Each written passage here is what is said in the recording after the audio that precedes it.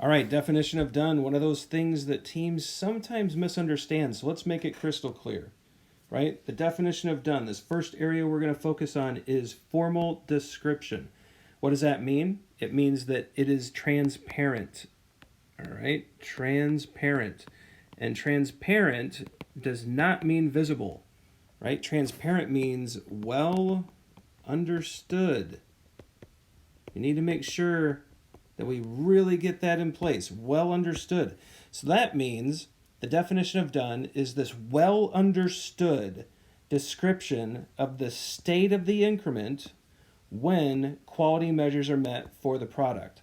Very, very critical that we understand this well understood piece, right? And so when we all, the Scrum team, the stakeholders, the users, people interested in the outcome of our product work, when we all have this understanding around this formal description about the state of the increment, during sprint review, we can inspect that.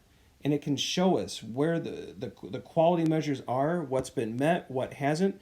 And these quality measures, as you've guessed, a lot of that is testing, right? But some of it is also whether or not the product is in a usable state, right? Could an end user actually use this product for fun and profit?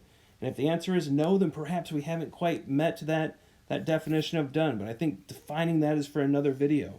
But in this case, what I really want you to take away is that our definition of done is this formal description, right? Formal meaning it's not in people's heads, it's transparent, it's well understood by the Scrum team and the stakeholders so that we all know that when we've met these quality measures for our product that makes it usable, that makes it potentially releasable, so that the state of the increment is never a mystery to our Scrum team or our stakeholders.